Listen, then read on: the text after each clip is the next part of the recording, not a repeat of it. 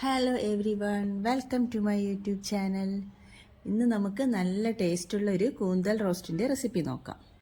അപ്പോൾ എല്ലാവരും എൻ്റെ ചാനൽ ഇപ്പോൾ തന്നെ ഒന്ന് സബ്സ്ക്രൈബ് ചെയ്തേക്കണേ. അപ്പോൾ നമുക്ക് വീഡിയോയിലേക്ക് പോവാം. ഇതിനു വേണ്ടി 1 കിലോ കൂന്തൽ കഴുകി വൃത്തിയാക്കി എടുത്തിട്ടുണ്ട്.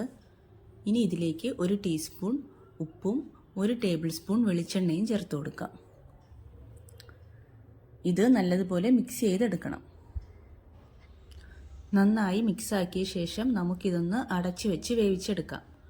ഒരു തുള്ളി പോലും വെള്ളം ചേർക്കാതെയാണ് വേവിച്ചെടുക്കുന്നത്.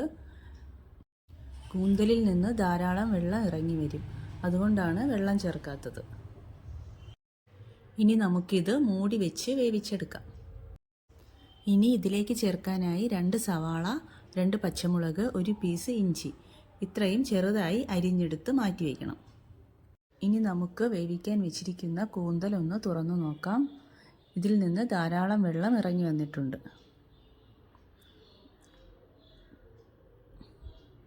ഇത് നമുക്ക് നന്നായി മിക്സ് ചെയ്ത് കൊടുക്കണം.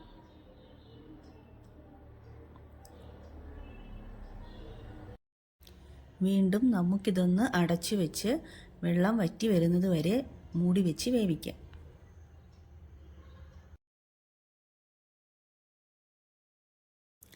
ഇനി ഒരു പാൻ ചൂടാക്കാൻ വെച്ച് അതിലേക്ക് വെളിച്ചെണ്ണ ചേർത്ത് കൊടുക്കാം.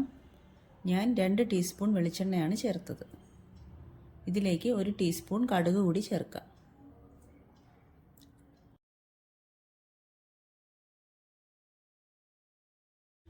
കടുക് പൊട്ടി വരുമ്പോഴേക്കും ഇതിലേക്ക് അല്പം കറിവേപ്പില കൂടി ചേർത്ത് കൊടുക്കാം. ഇനി ഇതിലേക്ക് അരിഞ്ഞു മാറ്റി വെച്ചിരിക്കുന്ന സവാളയും പച്ചമുളകും ഇഞ്ചിയും കൂടി ചേർത്ത് കൊടുക്കാം. ഇത്രയും ചേർത്ത് നന്നായി മിക്സ് ചെയ്യണം.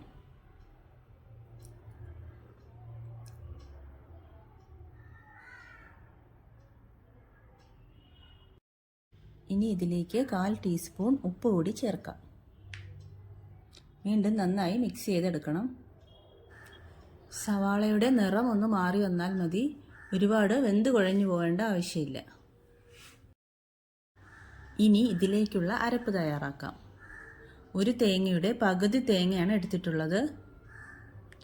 ഇതിലേക്ക് 2 ടീസ്പൂൺ മുളക് പൊടി ചേർക്കാം. 1 ടീസ്പൂൺ മല്ലിപ്പൊടി, 1/2 ടീസ്പൂൺ മഞ്ഞൾപ്പൊടി,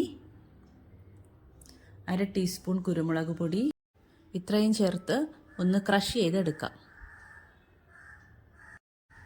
ഇനി നമുക്ക് വേവിക്കാൻ വെച്ചിരിക്കുന്ന കൂന്തൽ ഒന്ന് തുറന്നു നോക്കാം. ഇതിലെ വെള്ളമൊക്കെ ഏകദേശം വറ്റി വന്നിട്ടുണ്ട്.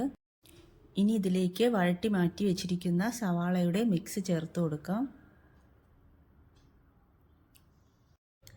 ഇനി നമുക്ക് ഇതിലേക്ക് അരച്ചു വെച്ചിരിക്കുന്ന അരപ്പ് കൂടി ചേർത്ത് കൊടുക്കാം. എല്ലാം ചേർത്ത് കൊടുത്ത ശേഷം അടച്ചു വെച്ച് ലോ ഫ്ലെയിമിൽ ഒരു 5 മിനിറ്റ് കൂടി വേവിച്ചെടുക്കണം. ഇപ്പോൾ 5 മിനിറ്റ് ആയിട്ടുണ്ട്. നമുക്കിതൊന്ന് തുറന്നു നോക്കാം. ഇപ്പോൾ അരപ്പൊക്കെ പാകത്തിന് വെന്ത് വന്നിട്ടുണ്ട്.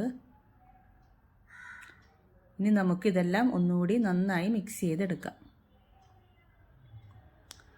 ഒരു 5 മിനിറ്റ് നന്നായി മിക്സ് ചെയ്തെടുക്കണം.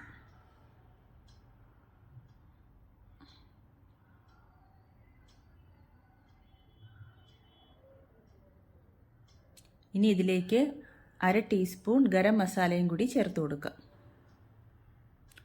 കൂടെ അല്പം കറിവേപ്പില കൂടി.